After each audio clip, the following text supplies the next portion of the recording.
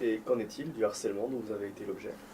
Alors, écoutez, c'est l'histoire. Moi, j'aime beaucoup l'histoire, donc je sais bien que l'excès de notoriété malheureusement, qui me concerne, ne peut amener qu'un un excès, un déchaînement de, de haine proportionnée.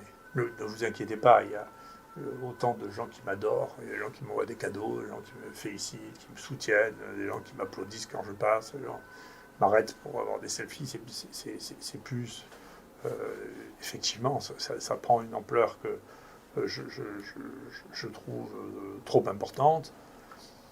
Et à l'occasion, ça suscite des diffamations. Un, dû au fait que j'ai pointé des dysfonctionnements très importants, en particulier à Paris. Et donc, il y a tout un groupe de Parisiens, y compris un qui est arrivé ici, qui, sont, qui me sont extrêmement hostiles parce que j'ai dit devant l'Assemblée nationale que la gestion avait été très mauvaise. Et que donc, un jour, la lumière sera faite sur cet épisode-là. Et ça sera autre chose que des diffamations qu'on fera là. C'est un contrat, est-ce qu'il aurait pu y avoir moins de morts? C'est une vraie question. Donc, cette question-là, je pense bien qu'il y a des gens qui la craignent. Hein. Je suis assez lucide là-dessus. Et donc, il arrive à peu près n'importe quoi. Là, on a inventé, marquant mon nom, hein, que j'avais, moi, fait des essais thérapeutiques sur la tuberculose. Ça fait 20 ans que je n'ai pas vu une tuberculose. Moi, je ne savais même pas de qui il s'agissait.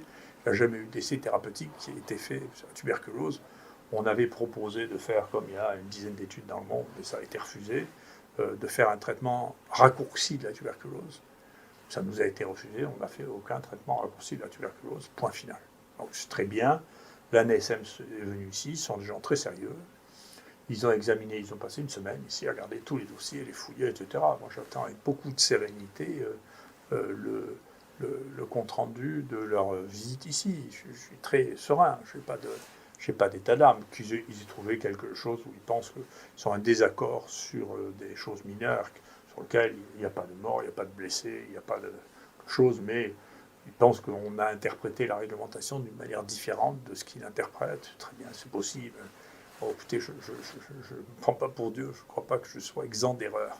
Donc je fais des erreurs, très bien, je fais des erreurs. Donc il y a une mission de l'IGAS, IGNR, qui est en cours, très bien, ils nous ont demandé les documents de tout ce qu'on fait, vous savez, on fait tout dans les règles, parce que même si ce n'était pas spontanément notre manière de faire, comme on sait que tous les ans, on a une visite, une inspection, vous savez, je peux vous dire que les dossiers sont à jour. Hein.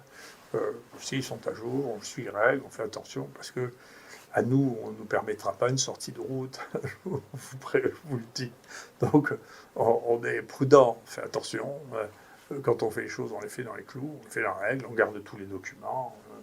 On ne pourra pas compter sur les documents perdus. Hein, on n'a pas les documents perdus. Mais ce qui se révèle à cette époque-là, c'est avec ce niveau de tension que je n'avais pas vu. Je savais que ça s'est passé pendant la guerre, parce que, bien sûr, je le dis souvent, mes parents m'ont passé tous les dimanches à me raconter leur guerre. C'est un, bien sûr, la diffamation, deux, la délation, c'est les dénonciations anonymes sur des choses qui sont inexactes, qui ont franchi un cap, là, qui ont utilisé des dossiers de malades. On n'a pas le droit de faire ça. Ça peut être puni de 15 000 euros et de 1 an de prison, de briser le secret médical pour l'utiliser à des fins différentes de la médecine. Et donc là, on voit bien que pour l'épisode du Mediapart, il y a des dossiers qui ont été transmis par je ne sais qui, mais bien sûr, on portera plainte pour essayer de trouver qui a fait ça. Moi, mon propre dossier, celui de ma femme, celui d'autres de mes collègues, a été violé dans cet établissement, l'assistance publique de Marseille. Et donc j'espère qu'il y aura une enquête nationale qui va être mise fin à cette histoire, parce que sinon, ça veut dire que pour me nuire, on peut regarder le dossier de n'importe quel malade, envoyer ça dans la presse et dire, regardez, y compris les malades que j'aurais jamais vus, regardez ce qu'ils font comme bêtises à l'assistance publique, et pas à l'assistance publique, parce qu'on dit, Il n'y a pas de dossier de malade dans l'IHU, il y en a zéro. Tous ces dossiers, c'est l'assistance publique. L'assistance publique loue des locaux dans l'IHU, met des malades dans l'IHU, a des médecins qui travaillent dans l'IHU, mais l'IHU est le propriétaire des murs. L'IHU n'a pas de responsabilité directe dans les malades. C'est les médecins qui travaillent ici, qui sont employés par l'assistance publique, qui ont cette responsabilité des malades. Donc, il faut faire très attention. Et d'ailleurs, c'est la raison pour laquelle toutes nos données sont accessibles. Ce ne sont pas nos données à nous, ce sont des données à l'assistance publique. D'accord ? Il faut que l'assistance publique s'occupe de sécuriser la confidentialité, le secret médical des médecins, où il faut arrêter l'informatique. Si on n'est pas capable de contrôler ce qui se passe là, ça veut dire que tout le monde peut avoir ses données médicales utilisées pour X raisons, sans qu'ils le sachent, et non anonymisées. Là, il s'agit de gens qui sont parfaitement reconnaissables.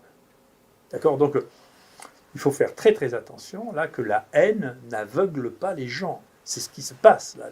Les gens sont aveuglés par la haine.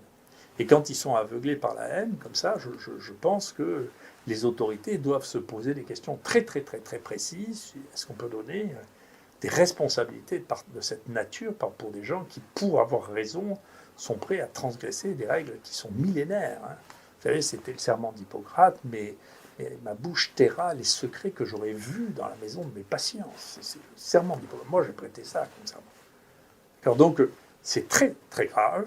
D'accord ? Donc, il s'agit de dire que je suis un imbécile, que je m'en fiche un peu. J'ai ma propre opinion là-dessus, qui n'est pas bouleversée par l'opinion des autres. Mais ça, là, on touche à quelque chose qui est intouchable. On n'a pas le droit. C'est l'État qui doit garantir notre sécurité. Et c'est les fonctionnaires d'autorité qui doivent garantir notre sécurité, et j'attends bien qu'ils le fassent. Merci beaucoup.